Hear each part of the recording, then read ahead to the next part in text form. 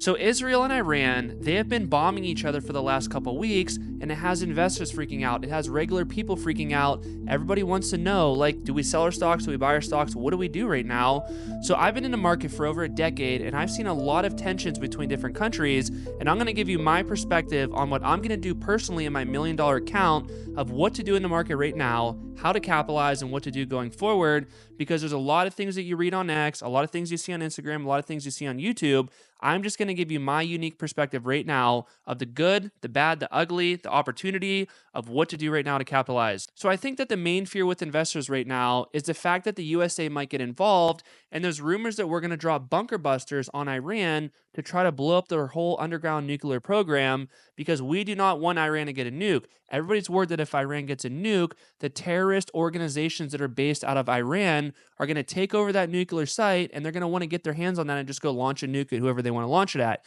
So that honestly is very, very bad. And I do agree with Trump and many other countries and Israel that we don't want Iran to have a nuke. I don't want Iran to get bombed. I don't want people to die. I just don't want them to have nukes. So at the end of the day, is Israel going to be able to fight this fight on their own? Maybe, but they might need to get the USA involved to really wipe this out for good. So I don't claim I know what's going to happen if the USA is going to get involved 100% or not, but I'm going to say this. At the end of the day, do we think this is going to turn into a World War III? Do we think it's going to be Iran versus Israel versus the United States versus North Korea versus China? Like, what do we think is actually going to happen? And in my opinion, I think it's extremely, extremely unlikely. So if we all agree that it's really unlikely to be a World War III, why do we really even care about this event anyways? Because if it doesn't really affect the stock market, why do we care? And this is why we do care, because other investors care. And when other investors care, if it looks like it might be a World War III because things might escalate, the typical investor, the hedge fund, the financial pros, the financial advisors, they're going to get nervous, they're going to get paper hands, and they're going to sell out of their stocks. And guess what happens when they all sell out of their stocks? The stock price is going to go down. The market's already a little bit expensive right now. So that might create some deals and some opportunity for us. So irrelevant of this World War III potential that's maybe going to happen, I have been doing a little bit of de-risking in my portfolio, which if you watch these videos for the last few months, I've been telling you, coming into 2025, things were expensive. Going into the April 8th dip that we had for tariffs, things were pretty much at intrinsic value, which is really just the true value of the companies. And right now, since the stock market rebounded so quickly, it's like things are a little bit expensive right now. So now that we have these negative catalysts going on, I think that you're going to have opportunity in the next few months to buy certain stocks at a better price than what they're at right now. And then you're probably going to be able to use stock options to capitalize on an expected move even more, which we'll go into that in just a second on the strategy that I'm going to use for options and the exact companies that I'm going to buy. And to be honest with you, I feel like I have a pretty unique perspective on this because I get so many DMs from you guys every single day on X, on Discord, on Instagram, wherever it may be, talking about, hey, Brandon, what do you think about the market? Are we going to dip? Are we going to go higher? I'm worried about this World War III. I'm worried about all this stuff going on in the world. What do we do with our portfolios right now? There's a very unique trend every single time that I get those DMs. Whenever the market is red, I get all the people freaking out in the DMs asking me, hey, what do we do with our portfolios? But when the market is green, nobody's really worried about their portfolio. But at the end of the day, it's like, why are you not more worried about your portfolio when it's green because it's more expensive versus a day like today when I'm recording this when the market's down a little bit? Like the market's down, things are cheaper, things are safer. Why are you not DMing me and saying, hey, Brandon, what should we buy right now? What strategy should we use to go long on these stocks right now? Not, oh my God, I want to buy put options. I want to buy downside protection. I want to sell my stocks. I want to go into cash. I want to go into bonds. You're thinking completely backwards. And when you think like that, and when you hyper focus on every single news headline that comes out, you are just going to be the panic, depressive, emotional, optimistic, pessimistic investor, basically just running around with your head spinning off your shoulders, not knowing what to do because you don't have a plan and you don't have a strategy. So for the rest of this video, I'm going to lay out a plan of what you could do right now in your portfolio to not lose sleep at night, to definitively know what to buy, what to sell, what strategy to use with options to capitalize on the market. It's not going to matter if we go to World War III or not. It's not going to matter whatever Trump does with tariffs. Like, you're going to make money either way. If we get a dip, you're going to be able to capitalize. And if we go up, you're going to capitalize too. So this is what I'm doing right now in my portfolio. And this is what I recommend for you guys to do in your guys' accounts. And just full disclosure, my accounts are right now like 2.5 million total. and I'm pretty much long the market. I have no short positions. I'm not bearish the market in the long term. I'm just short term cautious, but long term very optimistic. I think that the tech and AI revolution that's coming right now is going to be massive. I think the company earnings are going to go way up for many companies.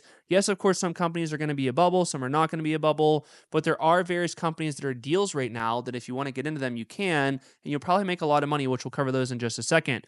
So for the portfolio allocation, I would recommend doing 40% of your portfolio in VOO, which is the S&P 500, 40% in the NASDAQ, which is triple Q, QQQ is a ticker, and 20% in individual companies. So when you build your base portfolio like that, you are positioned to capitalize on any upside that we get in the market. You're going to crush it in the long run. You're going to make a crap ton of money doing it. And the reason why I recommend to put so much money in the S&P 500 and the NASDAQ and only 20% in individual companies is because it's so much harder to beat the market in the long run than what you think. I know that it's not, the sexy thing to do, the flashy thing to do. It's not the exciting thing to do. But if you click off this video right now, or maybe you're debating to click off this video, I will run you a bet right now that in a 10-year basis, you are probably not going to outperform the S&P 500 after fees. I promise you that it's so much harder than what you actually think. So when you build a base portfolio in the NASDAQ and the S&P and then 20% individual companies, you are giving yourself schmuck insurance, which is essentially like, if I screw up everything so bad in these individual companies for the 20%, you're still going to make a lot of money in the long run because your 80% is going to carry you forward. So this is what I call the base portfolio. Now for individual companies that I like right now, I love AMD, I love NVIDIA, I love TSM, and I love Meta. I think all those companies have very strong moats, very strong pricing power. I think that fundamentally they're trading at a fair valuation level, and I think that those companies are going to continue to dominate their field going into the future. Now, the big whale in the room is with stock options, and this video is not going to be a deep dive into stock options, but I'm just going to give you my general strategy of what I'm doing right now. So when I feel like a company, for example, like AMD, if I feel like it's trading below intrinsic value, which I know it has a moat, I know it has pricing power, I'm okay to hold it for the long run. Companies like that that follow that criteria, I will sell put options on those companies, and I'm not going to sell cash secured puts. I'm going to sell puts that are backed by my base portfolio. So remember, the VOO, the triple Q, and the 20% individual companies, that is the base portfolio. So if I'm bullish on the base portfolio in the long run, I could use that base portfolio as collateral instead of cash. I could use the base portfolio as collateral to sell put options. So when I sell put options on AMD, maybe I sell put options right now and collect $20,000 in premium.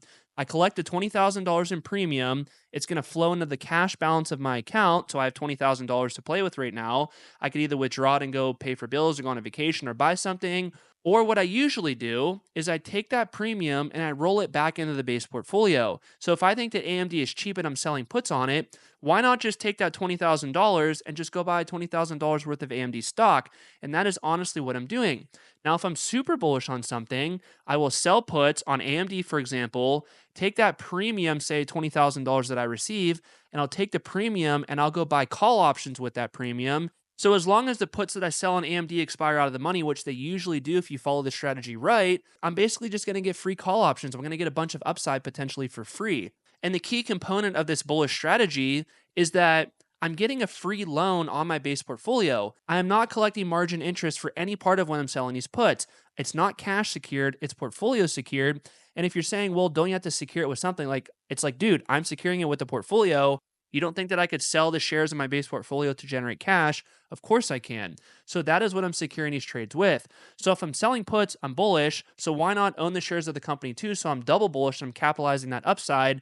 And Schwab, who is my favorite broker, they are allowing me to do all this and pay nothing in margin interest. Like imagine that you want to go do a home equity line of credit and the bank is allowing you to do that at 0% interest. Would you do it right now? Me, of course I would go do it at 0% interest. And I just really want that to click for you guys because I'm using my base portfolio as collateral. I'm not collecting interest. I'm already bullish. Why not sell puts and generate a little bit of cash flow, which honestly I generate like $20,000 to $30,000 a month in cash flow, and just roll that into the base portfolio.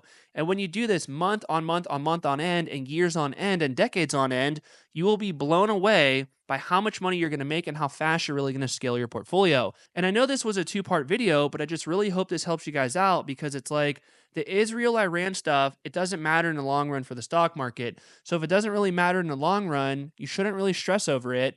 And if you build your base portfolio, you're not going to stress over what's going on in Israel and Iran. You know that you're allocated the right way to capitalize on long-term growth. And when it makes sense, when companies are cheap with pricing power, durable competitive advantage, and you're okay to hold for the long run, you could sell puts, you could buy calls, you could buy shares. You're going to capitalize in a leveraged way to capitalize on the upside move. Now, when you use this as portfolio secured, it's critical to keep your ratios in check so that if the market does fall and you do happen to get assigned shares, you're not going to be over leveraged and you're going to be able to sell shares in the base portfolio to take assignment. That is critical to not get over leveraged and keep your ratios in check. And right now, when I feel that the market is a little bit expensive, I have less leverage in my portfolio. But when things are cheap, I'm willing to take on more leverage because I feel like the market's going to go up and it's safer to do it. So right now, I feel like the market's like 10 to 15% overvalued.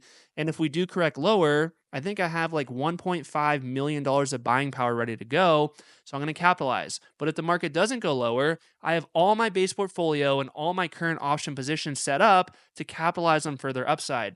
So that is how you win in a stock market. That is how you don't worry about what's going on with Israel and Iran and tariffs and whatever stuff is going on. That's how you win in the long run. And if you want to learn my system step by step, come into Discord, see my trades, click the link below, come in for free. It's going to blow you in. It's going to really help you guys out. I'll see you guys in there.